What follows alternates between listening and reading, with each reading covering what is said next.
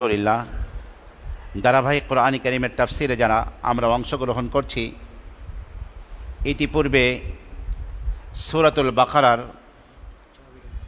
৬১ নম্বর আয়াত পর্যন্ত আলোচনা হয়েছিল। আজকে অত্র সূরার ৬২ নম্বর আয়াত থেকে আলোচনা শুরু হবে ইনশাআল্লাহ। আমার প্রিয় ভাইয়েরা, আমরা আলহামদুলিল্লাহ এক খতম কোরআন এখানে আমরা শুনেছি, আলোচনা করেছি। দ্বিতীয় খতম চলছে আল্লাহ পাকের মেহেরবানিতে, সেখানেও ৬১ আয়াত হয়ে গিয়েছিল। আজকে ৬২ নম্বর আয়াত থেকে আলোচনা শুরু হচ্ছে। ইহুদিরা পৃথিবীতে এমন একটি জাতি, সূরা বাকারা হলো আল্লাহর নবীর মদিনা জিন্দেগির প্রথম দিকের সূরা। মদিনা যাওয়ার পরে নতুন সমাজ ব্যবস্থা বিনির্মাণ করতে হচ্ছে। সেখানে যেই যেই পরিস্থিতির মুখোমুখি রসুল হচ্ছেন, সেই পরিস্থিতি মোকাবেলা কী করে করতে হবে তার পূর্ণ দিক নির্দেশনা সূরা বাকারার মধ্যে রয়েছে। মক্কে জিন্দেগিতে আল্লাহর নবীর সামনে ছিল মুসলমান এবং কাফের, কিন্তু মদিনা জিন্দেগিতে রসুলের সামনে মুসলমানদের আবার দুটি অংশ। একটা হলো মক্কা থেকে আসা মুসলমান, এরা হলো মুহাজির, আর যারা মদিনা থেকে মুসলমান হয়েছে, মুসলমানদেরকে সহযোগিতা করছে, তারা হলো আনসার। আনসার এবং মুহাজির বলেন তো সবাই। আনসার কারা? না, মদিনায় যারা মুসলমানদেরকে মদিনা থেকে মক্কা থেকে আগত মুসলমানদেরকে সহযোগিতা করছে, ইসলামকে সহযোগিতা করছে, তারা হলো আনসার। আর মুহাজির কারা? যারা মক্কা থেকে মদিনায় এসেছে। তো মুসলমানদের মধ্যে দুটি অংশ। এই অবস্থা তো মক্কায় ছিল না।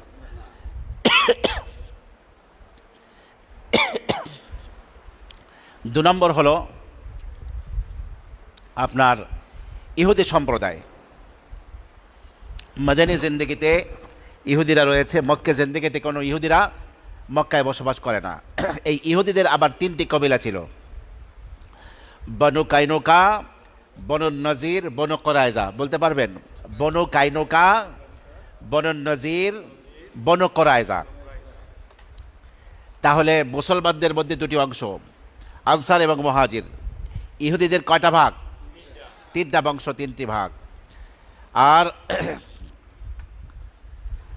মুনাফিক নামে আরেকটি দল, যারা বদরের যুদ্ধে মুসলমানদের বিজয়ের পরে ভয় পেয়ে গেল যে মুসলমানদের বিরুদ্ধে দাঁড়ানো যাবে না, তবে যদি আমরা কাফের এই অবস্থা মদিনায় থেকে দেখাই, মুসলমানদের সাথে টিকতেও পারবো না। তো ইসলামের শত্রু থাকা সত্ত্বেও উপরে উপরে ইসলাম গ্রহণ করেছে, ভিতরে ভিতরে ইসলামের চরম শত্রু। এরা হলো কারা? মুনাফিক। তাহলে দেখুন, আমার ওই ব্যাগের দ্বিতীয় পকেটে ওই দিক থেকে। তো আনসার এবং মুহাজির এ হলো মুসলমানদের দুটি গোত্র, আর ইহুদিদের তিনটি গোত্র, বনু কাইনুকা, বনু নজির, বনু কোরাইজা। আর ওদিকে হলো মুনাফিকদের আরেকটি গোষ্ঠী। মুনাফিকরা যারা মুসলমানদের ক্ষমতা দেখে বুঝতে পেরেছে ৩১৩ জন নিরস্ত্র মুসলমান ১,০০০ সশস্ত্র কাফেরকে যখন ঠকিয়ে দিয়েছে, আমরা যদি মুসলমানদের বিরুদ্ধে মদিনায় বসেই দাঁড়াই, মদিনার রাজধানীতে বসেই দাঁড়াই, তাহলে তো আমাদেরকে টিকতে পারবো না আমরা। তখন উপরে উপরে ইসলাম গ্রহণ করে ইসলামের ক্ষতি সাধন করাই যাদের উদ্দেশ্য ছিল, তারা হলো কি? মুনাফিক।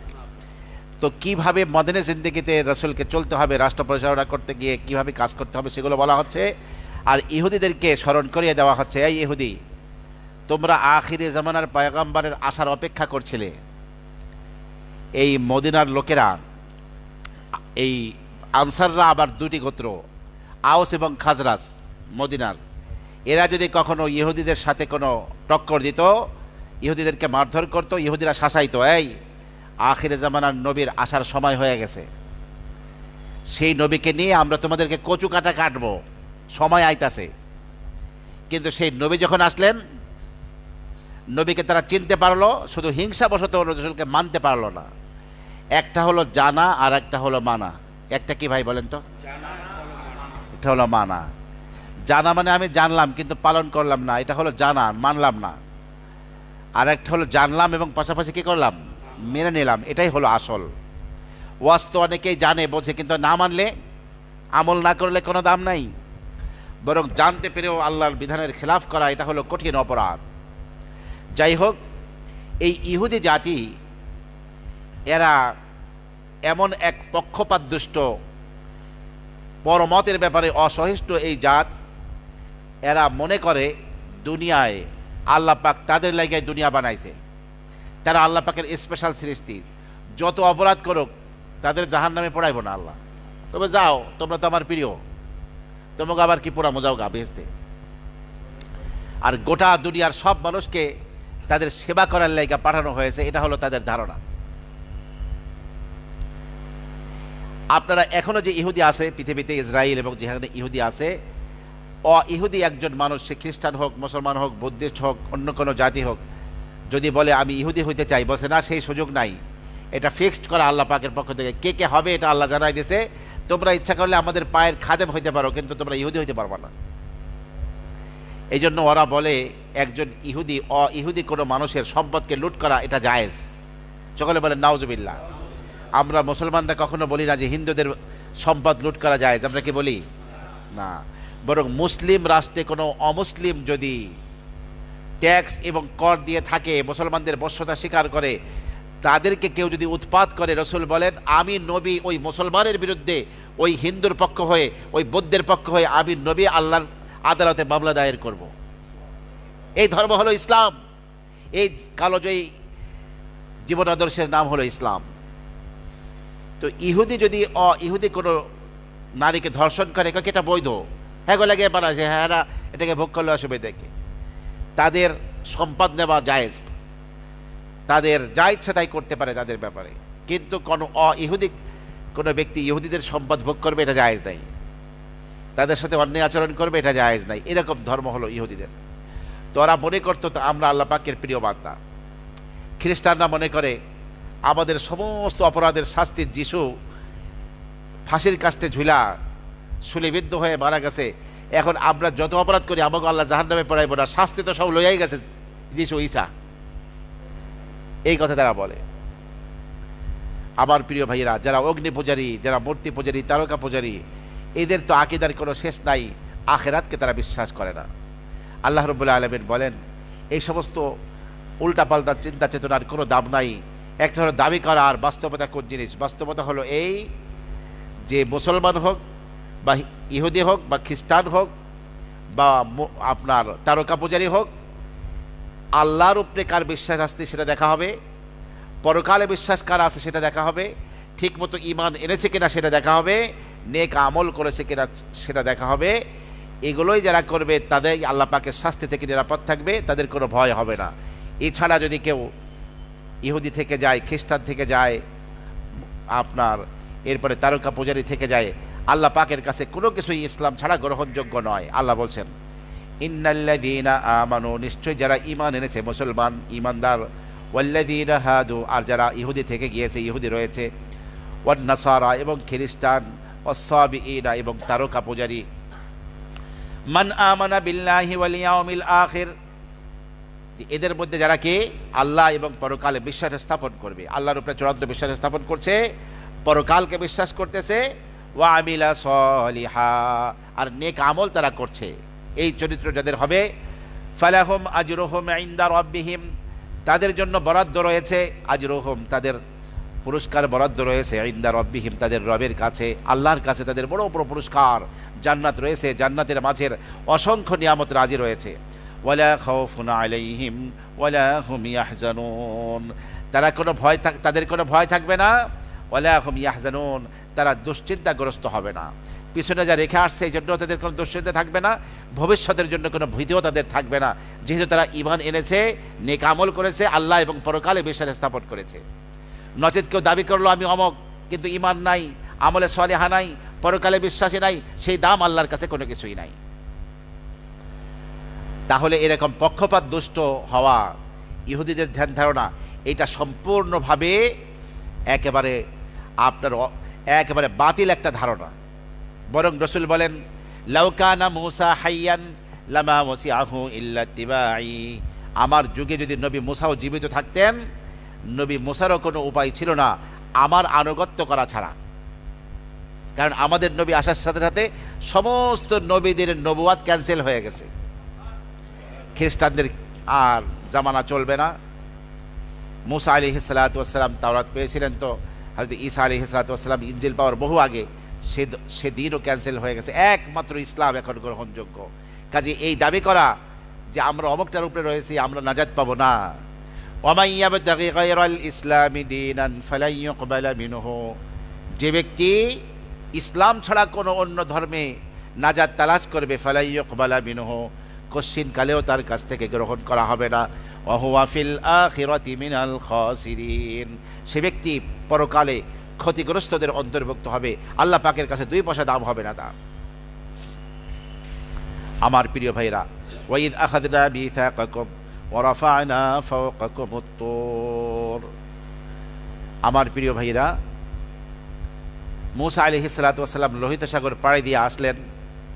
বনে ইসরাইল বলল, হে আল্লাহর নবী মূসা, আপনি যদি, আমরা শত্রু থেকে নিরাপদ হয়ে গিয়েছি, এখন আল্লাহর কাছ থেকে কোনো দিন, কোনো শরিয়াত, কোনো কিতাব নিয়ে আসলে আমরা তার অনুসরণ করতাম। নবী মূসা তুর পাহাড়ে গেলেন। তুর পাহাড়ে গিয়ে তাদের জন্য আল্লাহর পক্ষ থেকে দরখাস্ত করলে আল্লাহ পাক 30 দিন রোজা রাখতে বললেন, আরও 10 দিন বাড়িয়ে 40 দিন, এক চেল্লা পুরো হলো। আল্লাহ পাক তাওরাত কিতাব দান করলেন। এখন এই তাওরাত কিতাব নিয়ে যখন জাতির কাছে এসেছে, এই কিতাব ওরা চাইছে। এখন যখন কিতাব আসছে, তাওরাতের বিধানটা একটু কড়া করা ছিল, শরিয়াতটা একটু কঠোর ছিল। কারণ হলো, যেই জাতি যত বেশি টেরা, তাকে শাসন করতে তত বেশি কড়া লাঠি লাগে। কি বলেন, ঠিক কিনা? যেই জাতি যত বেশি বেকা, সেই জাতিকে ঠিক করতে গেলে নরম ব্যক্তি দেওয়া হইব না, সেখানে কঠিন কোনো ব্যবস্থা নিতে হবে। এই জন্য কঠিন ওদের শরিয়াত ছিল। ওরা বলল, এগুলো আমরা পালন করতে পারব না, আমরা পালন করুম না। চাইছে কিতাব, এখন কিতাব নিয়ে আসে, কয় পালন করুম না। আল্লাহ তাআলা ওদেরকে বাধ্য করাবার জন্য তুর পাহাড় উঠাইয়া ওদের মাথার উপরে ঝুলায় রাখছে। যদি মানো তো মানো, না হলে ঠাস করে গায়ে পড়বো, একেবারে আলো বার্তা হয়ে যাবা, মরিচের মতো পিছা মরবা। কি মানলাম মানলাম, যা কইছে সেইটা আপনার সব কিছু মেনে নিয়েছে। আল্লাহ পাক ইচ্ছা করলে এই ব্যবস্থা না করে তাদেরকে সবাইকে এমনি ধ্বংস করে দিতে পারতেন, কিন্তু আল্লাহ পাক তাদেরকে এরকম তুর পাহাড় উঠিয়েও ইসলামের এই শরিয়াত, তুর আপনার তাওরাত কিতাবের উপরে ঈমান আনতে, সেগুলোকে গ্রহণ করতে আল্লাহ রাব্বুল আলামিন বাধ্য করলেন। তো আল্লাহ পাক সেই কাহিনী বলছেন, ওয়াইদ আখাযনা মিসাকাকুম, স্মরণযোগ্য সেই সময়ের কথা যখন আমি তোমাদের কাছ থেকে অঙ্গীকার নিলাম, ওয়া রাফা'না ফাওকাকুমুত তুর, আর তোমাদের উপরে তুর পাহাড়কে আমি উঠিয়েছিলাম। তুর পাহাড়কে তার স্থান থেকে চ্যুত করে আল্লাহ পাক শূন্যে ঝুলিয়ে রেখেছিলেন। এটা আল্লাহ পারেন কিনা ভাই? এই মধ্যাকর্ষণ শক্তি, হ্যাঁ, নিউটন যখন দেখলো আপেলটা কি গাছের তে পড়ে আপনার নিচে আসলো, কেন উপরে যেতে পারলো না? তারপরে মধ্যাকর্ষণ শক্তি আবিষ্কার করলো। পাহাড়গুলো মধ্যাকর্ষণ শক্তির কারণে আজকে বসে আছে। যেদিন এই শক্তিকে আল্লাহ পাক উঠিয়ে নেবেন, পাহাড়গুলো তুলার মতো উঠতে থাকবে। ও তাকুনুল জিবালু কাল ইহনিল মানফুস, আজকে এই শক্তির বলে একটা নক্ষত্র আর একটা নক্ষত্রের সাথে আঘাত হানছে না। একটা নক্ষত্র একটা নক্ষত্রের উপরে ঘর্ষণ খেয়ে মহাকাশ মহাবিশ্ব ধ্বংস হচ্ছে না। কিন্তু আল্লাহ সুবহানাহু ওয়া তাআলা সেই শক্তিটা যখন নষ্ট করে দিবেন, তখন এই মহাশূন্য লোকে কি হবে? একটার সাথে আরেকটি আঘাত লেগে সব চূর্ণ বিচূর্ণ হয়ে যাবে। যে আল্লাহ এই শক্তি আবিষ্কার করছেন, সে আল্লাহ পাথর সৃষ্টি করছেন, পাহাড় সৃষ্টি করছেন, সে আল্লাহ বুঝে পারেন না মানুষের মাথায় পাহাড়টা উঠাই এরকম ঝুলায় রাখতে পারেন কিনা ভাই? ইন্নাল্লাহা আলা কুল্লি শাইইন কাদির, আল্লাহ সমস্ত বস্তুর উপরে ক্ষমতাবান, সবই করতে পারেন আল্লাহ তাআলা। আল্লাহর কাছে না পারার কোনো কিছুই নাই, সবই আল্লাহ পাক পারেন। তো সেই আল্লাহ তাআলা তোর পাহাড়কে উঠিয়ে দিলেন তাদের উপরে, যাতে করে তাওরাত কিতাবে মানতে বাধ্য হয়। তখন আল্লাহ পাকের পক্ষ থেকে বলা হলো, খুযু মা আতাইনাকুম বিকুওয়াতিন ওয়াযকুরু মা ফীহি লাআল্লাকুম তাত্তাকুন, আমি তোমাদেরকে যে কিতাব দিয়েছি, যে বিধান দিয়েছি, সেটাকে মজবুতভাবে শক্তির সাথে ধরো। ওয়াযকুরু মা ফীহি, এবং এর মধ্যে যা আছে সেগুলোকে স্মরণ করো। লাআল্লাকুম তাত্তাকুন, আশা করা যায় তোমরা আল্লাহ ভীরু হতে পারবে, জাহান্নামের শাস্তি থেকে রক্ষা পেতে পারবে। বাধ্য করা হলো তাদেরকে। সুম্মা তাওয়াল্লাইতুম মিন বাদি যালিক, তোমাদেরকে এই কিতাব দেওয়া হলো, এরপরেও তোমরা এর থেকে মুখ ফিরিয়ে নিলে। ওই যে বললো যে আমরা মানবো না, এরপরে আল্লাহ পাক তাওরাত তুর পাহাড় উঠিয়ে মানতে বাধ্য করলেন। আল্লাহ বলেন, এই তুর পাহাড় উঠিয়ে তোমাদেরকে তাওরাত মানতে বাধ্য করা, এটা আল্লাহর রহমত হয়েছে, না হলে তো কাফের হয়ে মারা লাগতো, আল্লাহর নবীর কিতাব মানবা না। ফালাউলা ফাদলুল্লাহি আলাইকুম ওয়া রাহমাতুহু লাকুনতুম মিনাল খাসিরিন, যদি তোমাদের উপরে আল্লাহর রহমত এবং দয়া না হতো, অবশ্যই তোমরা ক্ষতিগ্রস্তদের অন্তর্ভুক্ত হতে চরম ক্ষতির মধ্যে তোমরা পড়ে যেতে। ওয়ালাকাদ আলিমতুমুল্লাযীনা তাদাউ মিনকুম ফিস সাবতি ফাকুলনা লাহুম কুনু কিরাদাতান খাসিইন। আমার প্রিয় ভাইরা, হযরত মূসা আলাইহিস সালাতু ওয়াস সালামের শরিয়াতে সাপ্তাহিক পবিত্র দিন, ইবাদত বন্দেগীর দিন ছিল শনিবার। কি বার ভাই? আমাদের কাছে কোন বার? শুক্রবার, জুমার দিন। আর মূসা আলাইহিস সালাতু ওয়াস সালামের দিন এবং শরিয়াতের মধ্যে কোন দিন ছিল? শনিবার। ঈসা আলাইহিস সালাতু ওয়াস সালামের দিনের মধ্যে পবিত্র দিন ছিল রবিবার। পবিত্র দিন ছিল কি? ইবাদত বন্দেগীর দিন ছিল রবিবার। আর এই উম্মতের জন্য পবিত্র দিন কোনটা? শুক্রবার, জুমার দিন। তো তাদের জন্য, যাদের তাওরাতের অনুসারী, শনিবার পবিত্র ছিল। বলা হয়েছিল এই শনিবারে তোমরা একমাত্র বিশ্রাম আর ইবাদত করতে পারবা, কোনো কামাই রুজি করার লেগে দোকান খোলা যাবে না। লকডাউন, সাপ্তাহিক একবার লকডাউন তাদের। শুক্রবার দিন কোনো দোকানপাট খোলা চলবে না, ব্যবসা বাণিজ্য করা চলবে না, ক্ষেত খামারে কাজ করা চলবে না, মৎস্য সম্পদ আহরণ করা চলবে না, কোনো দিকের দুনিয়া কামাইয়ের কোনো কিছুই করবার পারবা না। আগের দিনের শুকনা রুটি রাখবা, খাবার দাবারও পাকাইতে পারবা না। টোটাল দিনটা ইবাদত বন্দেগীর জন্য ধার্য। পার্থিব কোনো ভোগ বিলাসের কোনো কিছু তখন করা নিষেধ ছিল। এই উম্মতের জন্য কিন্তু শুক্রবার সব কাজ নিষেধ না, অল্প সময়ের লেগে নিষেধ। জুমার আজান হওয়ার পর থেকে আপনার একেবারে জুমা শেষ হওয়ার পর পর্যন্ত শুধু এতটুকু টাইমে বেচা কেনা নিষেধ, দোকানদার দোকান খুলে রাখা নিষেধ। এছাড়া আপনার আজান হয় 12:15 পর্যন্ত। হ্যাঁ, আপনি 12:15 পর্যন্ত দোকান খোলা রাখলেও আপনার জন্য বৈধ বেচা কেনা, কিন্তু 12:15 পরে করলেই সেটা অন্যায়ের মধ্যে ঢুকে গেল। এই উম্মতকে অনেক সুযোগ সুবিধা দেওয়া হয়েছে। তো হযরতে দাউদ আলাইহিস সালাতু ওয়াস সালামের জাতি, এরা কি করেছিল? সমুদ্র উপকূলে তারা বসবাস করত। বিস্তীর্ণ তাদের সমুদ্র তটে তাদের বাড়িঘর ছিল। তাদের প্রধান আয়ের উৎস ছিল মাছ শিকার করা, সেটাকে বিক্রি করা, সেটাকে নিজেরা খাওয়া। তো শনিবার দিন মাছ ধরা নিষেধ, কারণ এই দিন তো চাকরি বাদা করা নিষেধ, সোর্স অফ ইনকামের জন্য কোনো কাজ করা নিষেধ। তো ওরা একটা বাহানা করেছে। বাহানাটা হলো এই, নিজেদের দিকে অনেক দূরে দূরে বড় বড় গভীর কূপ, বড় বড় পুকুর খনন করে রাখছে, আর অনেক বড় ড্রেনের মতো বানিয়ে নালা কেটে রেখেছে। কিসের থেকে? সমুদ্র থেকে।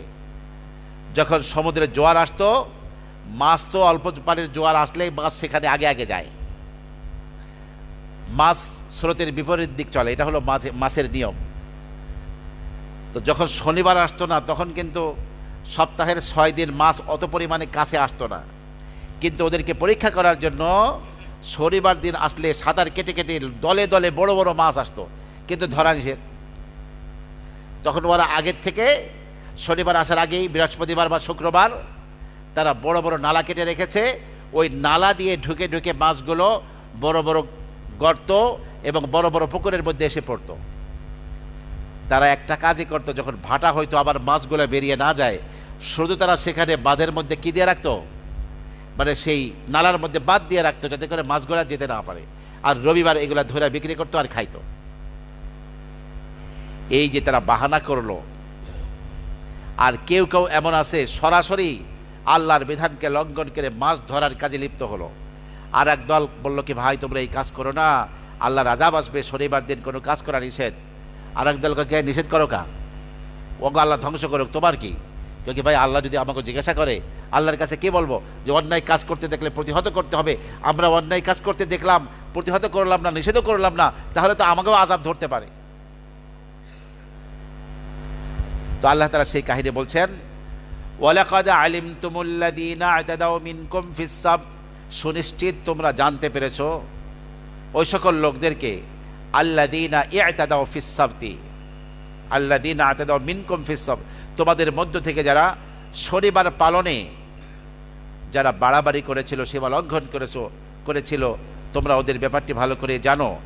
ফাকুলনা লাহুম কুনু কিরাদাতান খাসিইন, আমি তাদেরকে বললাম কুনু কিরাদাতান খাসিইন, তোমরা নিকৃষ্ট বানর হয়ে যাও। আল্লাহ পাক কি বললেন? নিকৃষ্ট বানর হয়ে যাও। এই মৎস্য ধরায় যারা সরাসরি অংশগ্রহণ করলো বা বাদ দিল, তখন উম্মতের যারা এই অন্যায় করেনি, যারা ওদেরকে নিষেধ করেছে, তারা ভাবলো এই পাপিষ্ঠগুলো আমাদের মধ্যে থাকলে আযাব আসলে ওগেও ধরবে, আমাকেও ধরবে। তাদেরকে আলাদা করে আলাদা ঘরে থাকতে দিয়েছে, মাঝখানে দেয়াল রয়েছে, ওদিকেই থাকতে দিয়েছে, আর নিজেরা আলাদা রয়েছে। তো আল্লাহ তাআলা ওই যারা মাছ ধরায় এই পবিত্র দিনে যারা অংশগ্রহণ করেছিল, এদের মধ্যে যারা বিরুদ্ধ ছিল, আল্লাহ ওদেরকে সবগুলো শূকর বানিয়ে দিয়েছেন, আর যারা যুবক ছিল সবগুলোকে বানর বানিয়ে দিয়েছেন আল্লাহ তাআলা। কোনো কিরাদাতান খাসিইন, তোমরা নিকৃষ্ট বানর হয়ে যাও, চেহারা বিকৃত করে দিয়েছেন আল্লাহ তাআলা। আমার ভাইয়েরা, রাসূলুল্লাহ সাল্লাল্লাহু আলাইহি ওয়াসাল্লামকে প্রশ্ন করা হলো, ইয়া আল্লাহর রাসূল, এই যে শূকর এবং বানরগুলো আমরা দেখছি, এই শূকর এবং বানর এগুলো কি সেই মানুষ পরিবর্তন হয়ে শূকর হয়েছে, মানুষ পরিবর্তন হয়ে বানর হয়েছে, এরা কি সেই বানর এবং সেই শূকর? রাসূলুল্লাহ সাল্লাল্লাহু আলাইহি ওয়াসাল্লাম বললেন, না, আযাবের দ্বারা যারা বানর হয়েছে এরা মাত্র দুনিয়ায় 3 দিন জীবিত ছিল। কয়দিন? আরো জেলে বলেন, কয়দিন? 3 দিন পরে আল্লাহ পাক তাদের সবাইকে মৃত্যু দিয়ে দিলেন। তো সকালবেলা ঘুম থেকে ওঠার পরে তাদের কোনো সাড়া শব্দ না পেয়ে, দরজা নক করেও সাড়া শব্দ পাচ্ছে না, তখন আপনার মই দিয়ে প্রাচীর ডিঙ্গিয়ে তাদের ওখানে দরজা ভেঙে ঢুকে দেখে কোনো মানুষ নাই, সব কিছু আছে শূকর, আর ম্যাক্সিমাম হলো বানর। এখন যে মানুষগুলো আযাব দ্বারা বানর হয়েছে, ওরা কিন্তু তাদের আত্মীয় মানুষ যারা, তাদেরকে চিনত, কিন্তু যারা বানর হয়ে গেছে, কোন আত্মীয় কোন বানরটা হয়েছে, যারা ভালো মানুষ তারা কিন্তু ওদেরকে চিনতে পারে নাই। কথা কি বুঝতে পেরেছেন? ওই বানরগুলো এসে এই ভালো মানুষদের পায়ের কাছে এসে কান্নাকাটি করছে, গড়াগড়ি খাইছে, কিন্তু কাজ হবে কি? আযাব যেটা আসার, সেই আযাব এসে গিয়েছে। 3 দিন পরে সবাই ধ্বংস হয়ে গিয়েছে। আল্লাহ বলেন, ফাজআলনাহা নাকালাল লিমা বাইনা ইয়াদাইহা ওয়া মা খালফাহা ওয়া মাউইযাতাল লিল মুত্তাকিন। আমি তাদের এই কাহিনীকে বানিয়ে দিলাম নাকাল, দৃষ্টান্তমূলক শাস্তি, বাইনা ইয়াদাইহা ওয়া মা খালফাহা, যারা সামনে রয়েছে, ভবিষ্যতে দুনিয়া আসবে, যারা পিছনে রয়ে গিয়েছে তাদের জন্য, ওয়া মাউইযাতাল লিল মুত্তাকিন, আর মুত্তাকিনদের জন্য একটা উপদেশ, একটা স্মারক আমি তৈরি করলাম, একটা উপদেশ দিয়ে দিলাম, খবরদার আল্লাহর হুকুম পালনে কেউ যদি বেহুরমতি করে, লঙ্ঘন করে, বাহানা তালাশ করে, আল্লাহর হুকুম কেউ লঙ্ঘন করে, আল্লাহ পাক কিভাবে শাস্তি দেন এটা দেখাবার জন্য আল্লাহ পাক এই শাস্তির ব্যবস্থা করলেন তাদের। এই জন্য খবরদার, আল্লাহ পাকের নাফরমানি করলে, আল্লাহ পাক মেরে না ফেলেও যদি চেহারা পরিবর্তন করে দেন, ভাইরা আমার, কি অবস্থা হবে? আল্লাহ পাক চেহারা পরিবর্তন করতে পারেন কিনা? বানরকে বানর করে আল্লাহ তো সৃষ্টি করছেন। আপনি আমি দরখাস্ত করছিলাম যে আল্লাহ আমাকে মানুষ করে বানাও, আল্লাহ পাক দয়া করে আপনাকে আমাকে আশরাফুল মাখলুকাত বানিয়েছেন। এটা দয়ার মালিকের দয়া। ওয়াইদ ক্বালা মূসা লিকওমিহি ইন্নাল্লাহা ইয়া'মুরুকুম আন তাযবাহু বাকারা ক্বালু আতাত্তাখিযুনা হুজওয়া ক্বালা আউযু বিল্লাহি আন আকুনা মিনাল জাহিলিন। আসুন এখন আমরা এই বাকারা মানে গাভী, গাভীর মূল কাহিনী শুনবো। সূরার নাম কি? সূরাতুল বাকারা। সূরার নাম কি ভাই? বাকারা মানে গাভী। বাকারা মানে কি? গাভী। সেই গাভীর মূল কাহিনী এখন আলোচনা হচ্ছে। তা হলো এই, মূসা আলাইহিস সালাতু ওয়াস সালাম যখন পৃথিবীতে জীবিত রয়েছেন, দ্বীন ও ঈমান শরিয়াত তিনি আল্লাহর পক্ষ থেকে এনেছেন, ওই সব এক কাহিনী ঘটলো। এক লোক, তার নাম হলো আলিম। তার নাম কি? আসলে আলিম তো নাম রাখা যায় না, নামতে হয় আব্দুল আলিম। তার অত্যন্ত সুন্দরী একটা মেয়ে ছিল, আর কোনো সন্তান নাই, কিন্তু অঢেল সহায় সম্পদের মালিক হলো সেই লোকটি। তো এই সম্পদ পাওয়ার লোভে তার ভাতিজা চাচার কাছে প্রস্তাব দিল, চাচা ওই চাচাতো বোনটাকে আমার কাছে বিয়ে দেন। আসলে তো চাচাতো বোন চায় না, চাই হলো হ্যাঁ সম্পত্তি। বর্তমানে মানুষেরা যৌতুক লোভীরা, এরা তো ছেলে বিয়ে দেয় না, এরা তো সম্পদ চায় মেয়ে পক্ষের। এই জন্য জিজ্ঞাসা করছে জামাই বাবুরে, জামাই বিয়ারে জিজ্ঞাসা করছে শ্বশুরে, বাবা তুমি কোন গাড়ি দিলে খুশি হও? চোখ বন্ধ করে দেখলো যে 14 গোষ্ঠী চলার জন্য তো ট্রেন ছাড়া গতি নেই, কয়েক একটা ট্রেন দিয়ে দেন, রেল গাড়ি দিয়ে দেন, তাহলে 14 গোষ্ঠী লয়ে হায় উঠবো। এমন যৌতুকের লোভ হয়ে গেছে মানুষের মধ্যে। যাই হোক, এই যুবক ছেলেটি চাচার কাছে কি চাইল? তার মেয়েকে বিয়ে করতে চাইল। চাচা বললেন, না, তোমার সাথে বাবা আমার মেয়ের বিয়ে হবে না, প্রত্যাখ্যান করব। সে চাচার উপরে রাগ হয়ে কি করলো, গভীর রাত্রে একদিন এসে নিজের চাচাকে নিজে হত্যা করে লাশটাকে এদের সাথে সংঘাত রয়েছে এমন একটা কমের বাড়ি ঘরের কাছে ওই গ্রামে ফেলে পরে বাড়ি আয়া খেতা বলে দিয়ে ঘুমাইছে। পরের দিন সে নিজেই ওই গ্রাম চাচারে কেমন যেন কৃত্রিমভাবে চাচাকে খুঁজছে, সেখানে গিয়ে লাশটা দেখে সে সবার কাছে চিৎকার করে কাঁদতেছে, তোমরা আমার চাচাকে মায়েরা এখানে ফেলাই দিয়েছো, তোমাকে বিরুদ্ধে মামলা হবে, অনেক চিল্লাপাল্লা করতেছে, আমার চাচাকে তোমরাই মারছো। সে এলাকার মানুষেরা বলছে, তোমার চাচাকে আমরা মারি নাই, আমাদের সাথে কোনো সমস্যা নাই, এটা কে করছে আমরা বলতে পারি না। যাই হোক, এরকম সংঘাতময় পরিস্থিতি যখন চলছে, ওই যুবক ছেলের বংশ এবং ওই গ্রামের মানুষদের মাঝে যখন যুদ্ধ বেঁধে যাবে, তখন বৃদ্ধ বুদ্ধিমান ব্যক্তিরা বলল, ভাই তোমরা যখন জানো না এই লোকটাকে কে মেরেছে, অযথা দোষ দিয়া কেন তোমরা যুদ্ধ বাঁধিয়ে আরো কিছু মানুষ মরবা? এক কাজ করো, আল্লাহর নবী মুসা বেঁচে আছে। কে বেঁচে আছেন? মুসা আলাইহিস সালাতু ওয়াস সালাম বেঁচে আছেন, নবীর কাছে গিয়ে কাহিনী বলো। তো দোনো পক্ষের কিছু লোক গিয়ে পুরা কাহিনী যখন নবী মুসার কাছে বলেছে, মুসা আলাইহিস সালাতু ওয়াস সালাম আল্লাহর পক্ষ থেকে জেনে বলে দিলেন যে কি বললেন এই কাহিনীতে আছে, ওয়াইদ ক্বালা মুসা লিকাওমিহি, স্মরণযোগ্য সেই সময়ের কথা যখন মুসা আলাইহিস সালাতু ওয়াস সালাম তার জাতিকে ডেকে বললেন, ইন্নাল্লাহা ইয়া'মুরুকুম আন তাযবাহু বাকারা, নিশ্চয়ই আল্লাহ তাআলা তোমাদেরকে আদেশ দিচ্ছেন, তোমাদেরকে হুকুম করছেন, আন তাযবাহু বাকারা, যে তোমরা একটা গাভী জবাই করবে। তোমরা কি করবে? একটা গাভী জবাই করবে। গাভীর সেই জবাইকৃত গাভীর গোশতের কিছু অংশ ওই মৃত ব্যক্তির শরীরে লাগাবে, সে জীবিত হয়ে বলে দেবে যে আমাকে অমুকে মারছে। এই জন্য তোমরা কি করো? একটা গাভী জবাই করো। কি করো তোমরা? আপনারা কি কাহিনী বুঝতেছেন? হ্যাঁ। ক্বালু আতাত্তাখিযুনা হুজওয়া, তেরা জাতি তো কথাবার্তার ধরন সব বেয়াদবি মার্কা। আমরা কইলাম কি আর আপনি কন কি? আমরা কইলাম মারছে কে সেটা বলেন, আপনি গরু জবাই করতে কন, গাভী জবাই করতে, তা আপনি কি আমাদের ঠাট্টার পাত্র পাইছেন? ঠাট্টা করতেছেন আমাদের সাথে।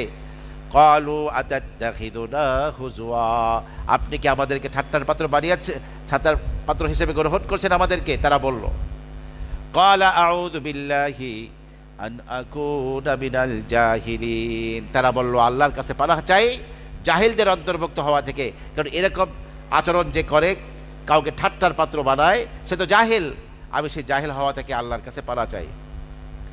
এখন যে কোনো একটা গাভী ক্রয় করে জবাই করে তার গোশত লাগিয়ে দিলেই বিরুদ্ধ ব্যক্তি উঠে বলতো যে আমাকে অমকে হত্যা করেছে। কিন্তু ওরা নবীর খালি খোসায় খোসায় নতুনভাবে প্রশ্ন করে। তারা বলে, ক্বালু উদউ লানা রাব্বাকা ইউবাইয়্যিন লানা মা হি, তারা বলল যে উদউ লানা রাব্বাকা, আমাদের জন্য আপনার রবরে ডাকেন। আমাদের রব কয় না, আপনার রব, আপনার প্রতিপালক আল্লাহকে ডেকে বলেন, ইউবাইয়্যিন লানা মা হি, আমাদের জন্য সুস্পষ্ট যেন বর্ণনা করে বোঝান, মাহি সেই গাভীটা হবে কেমন। যে কোনো একটা গাভী জবাই করলেই হইতো, কিন্তু ওরা যেহেতু প্রশ্ন করতেছে আর ওদেরও স্ক্রুপ টাইট দেওয়া হইতেছে। কিরকম টাইট? মুসা আলাইহিস সালাতু ওয়াস সালাম বললেন, ক্বালা ইন্নাহু ইয়াকুল, মুসা আলাইহিস সালাতু ওয়াস সালাম বললেন যে আল্লাহ তাআলা ইরশাদ করছেন, ইন্নাহা বাকারাতুন লা ফারিদু ওয়ালা বিকর, এটা এমন একটা গাভী হতে হবে যার সে বয়োবৃদ্ধ নয়, ওয়ালা বিকর, না অল্প বয়স্ক নয়, অল্প বয়স্ক হইতে পারবে না। দেখছেন নি, যে কোনো একটা গাভী করলেই হতো জবাই করলে, কিন্তু যখন প্রশ্ন করছে এখন বলছে বেশি বুড়াও হইতে পারবে না, বেশি গুড়াও হইতে পারবো না। গাভীটা অল্প বয়স্ক হতে পারবে না, আবার বেশি বয়স্ক কি হতে পারবে না। তাহলে কি হবে? আওয়ানুম বাইনা যালিক, এই দুইয়ের মাঝামাঝি। ডাইলে চাইলে খিচুড়ি, অর্ধেক দাঁড়ি বাঁকা অর্ধেক দাঁড়ি কাঁচা। হ্যাঁ, এরকম মাঝামাঝি অবস্থান, না বুড়া না গুড়া, এরকম হইতে হবে। ফাফআলু মা তু'মারুন, তোমাদেরকে যে হুকুম করা হয়েছে সেটাকে তোমরা পালন করো। এখনো পালন করলেও মাঝারি বয়সের একটা গাভী দিয়াই চলতো, কিন্তু বনি ইসরাইল তো খালি প্রশ্ন করতে ওস্তাদ, বেয়াদবিতে ওস্তাদ, আরো প্রশ্ন করতেছে। ক্বালু উদউ লানা রাব্বাকা ইউবাইয়্যিন লানা মা লাউনুহা, তারা বলল যে হে মুসা, আপনি আমাদের জন্য আপনার রবরে ডেকে বলেন, ইউবাইয়িন লানা মা লাউনুহা, আমাদের জন্য খুলে খুলে বলেন যে সেই গাভীর গায়ের রংটা কেমন হইব। দেখছেন নি কারবার, রং শুনবার চায়। এবার আল্লাহ পাক এমন এক রঙের কথা কইতাছেন যা গোটা দুনিয়ায় মাত্র একটা আছে। কয়টা? এক। ক্বালা ইন্নাহু ইয়াকুল, মুসা আলাইহিস সালাতু ওয়াস সালাম বললেন, আল্লাহ সুবহানাহু ওয়া তাআলা ইরশাদ করছেন, আল্লাহ তাআলা বলছেন, ইন্নাহা বাকারাতুন সাফরা, সেটা একটা গাঢ় হলুদ, যাকে পীত বর্ণ বলা হয়, গাঢ় হলুদ বর্ণের গাভী হতে হবে। আবার নর্মাল হলুদ না, ফাকিউল লাউনুহা, অনেকগুলো গাভীর মধ্যে ছেড়ে দিলে এর গাঢ়ত্বটা সবচেয়ে বেশি হলে সবার উপরে শ্রেষ্ঠত্ব অর্জন করবে, এরকম গাঢ় হতে হবে। তাসুরুন নাজিরিন, দর্শকদেরকে আনন্দিত করবে এমন কালারের, এমন গভীর কালারের পীত বর্ণের গাভী হতে হবে। এখন ওরা দলে দলে সারা দুনিয়ায় ঘুরতেছে, সব ঠিক আছে, কিন্তু গাঢ় হলো তো ঠিক আছে, কিন্তু বয়সটা বেশি হয়ে গেছে, বুড়া হয়ে গেছে, অথবা ঠিক মতো পাইছে কিন্তু সেটা বাছুর, এখনো কি সেরকম বয়সের হয় নাই। একটা শর্ত মিলে তো একটা মিলে না, মাঝারি বয়স পায়, কিন্তু কোরআন তাদেরকে নবীর মাধ্যমে যেভাবে বলা হয়েছিল সেরকম গভীর পীত বর্ণের পায় না। এইটুক পাওয়ার পরেও তো একটা গাভী দিতে পারতো তারা, কিন্তু এখন আরো কি কি শর্ত লাগবে সেই গাভীটার, আরো শর্ত চাইতেছে। এইবার আল্লাহ এমন স্ক্রুপ টাইট দিতেছে, দেখেন কিভাবে টাইট দেয়। ক্বালু উদউ লানা রাব্বাকা ইউবাইয়িন লানা মা হিয়া, তারা বলল, হে নবী মুসা, আমাদের জন্য আপনার রব যেন, আপনার রবকে ডেকে বলেন তিনি যেন আমাদের সামনে এমন গাভী যে হবে পীত বর্ণের, আর কি কি গুণ তার মধ্যে থাকতে হবে সেটা কেমন হবে। ইন্নাল বাকারাতা শাবাহা আলাইনা, এরকম গাভী তো আমাদের সামনে অনেক সামঞ্জস্য অর্জন করে গিয়েছে, একই রকমের গাভী অনেক আছে। ওয়া ইন্না ইনশাআল্লাহু লামুহতাদুন, আল্লাহ চাহে তো এবার আমরা সঠিক পথ প্রাপ্ত হব, আমরা সমস্ত জিনিসকে খুঁজে পাবো। আপনি একটু আপনার রবরে ডাক দিয়া বলেন। আমার প্রিয় ভাইরা, এইবার আল্লাহ তাআলা চূড়ান্ত নির্দেশনা দিচ্ছেন। ক্বালা ইন্নাহু ইয়াকুল, নবী মুসা বললেন যে আল্লাহ তাআলা বলছেন, ইন্নাহা বাকারাতুন লা যালুলুন তুসিরুল আরদা, এই গাভীটি এমন একটা গাভী হতে হবে, লা যালুলুন তুসিরুল আরদা, যাকে দিয়ে কখনো জমিনের চাষাবাদ করা হয় নাই। এক নম্বর শর্ত দিয়ে দিল কি? আগের শর্তগুলা ঠিক আছে, বাজারি বয়সের হতে হবে, আগের শর্ত আছে ঠিক গভীর পীত বর্ণের হতে হবে, তার সাথে আর একটা শর্ত যোগ করলো কি? কখনো তার দিয়া কোনো চাষাবাদ করা হয় নাই। ওয়ালা তাসকিল হারসা, এবং কোনো জমিনে পানি সিঞ্চন করা হয় নাই। গাভী দিয়ে, গরু দিয়ে কি করে, ঘুরিয়ে ঘুরিয়ে পানি উঠায় না, কোনো জায়গায় পানি দেওয়া হয় নাই। মুসাল্লামাতুন, পুরা চামড়া, পুরা শরীরটা নিখুঁত থাকতে হবে, লা শিয়াতা ফিহা, যার মধ্যে কোনো দোষ থাকতে পারবে না। দেখেন শর্ত কি পরিমাণ হইল। জমিনে কখনো হাল দিয়া চাষাবাদ করা হয় নাই, তার দ্বারা পানি ওঠানো হয় নাই, নিখুঁত, কোনো দাগ শরীরে নাই। হ্যাঁ, এতগুলো বিশাল শর্ত যখন দেওয়া হলো, এইবার বনি ইসরাইল বলে, ক্বালুল আনা জিতা বিল হাক্কি, তারা বলল, হে মুসা, এখন আপনি হাসা কথাটা কইছেন, তা এতক্ষণ কি মিছা কথা কইছিল নাকি? আপনি এখনই সত্য বাণী নিয়ে এসেছেন, সত্য কথা বলছেন। ফাযাবাহুহা, আল্লাহ বলেন ওরা সেই গাভীটিকে জবাই করলো, কিন্তু ওয়ামা কাদু ইয়াফআলুন, তারা এই কাজটি করার নিকটবর্তীও ছিল না। তার মানে ব্যাপার হলো, তাফসীর কারকরা বলছেন, এক লোক তার স্বামী স্ত্রীকে আল্লাহ পাক এমন একটা পুত্র সন্তান দিলেন যে বাপ মার হুকুমে যা বাপ মা বলেন তাই সে করে, বাবা মার খুবই অনুগত। যেই ছেলে মেয়ে বাবা মার অনুগত হয়, সেই ছেলে মেয়ে পরকালে সুখী তো হবেই, দুনিয়ায় সবচেয়ে বেশি সুখী হয় তারা। হাজার হাজার কোটি টাকার মালিক বাবা মাকে ভাত দেয় নাই, বাবা মাকে কষ্ট দিছে, ওদের কোনো জীবনে সুখ হয় না। টাকার নামে তো সুখ না, টাকা আবার হাজারো অসুখকে টাইটে লয়ে আহে। কিন্তু যেই ছেলে মেয়ে বাবা মার অনুগত, বাবা মার হুকুম পালন করে, বাবা মাকে সন্তুষ্ট রাখে, ওরাই কি হয়? কথা কয় না কেন? আল্লাহর মতো বেশি সুখী হয়।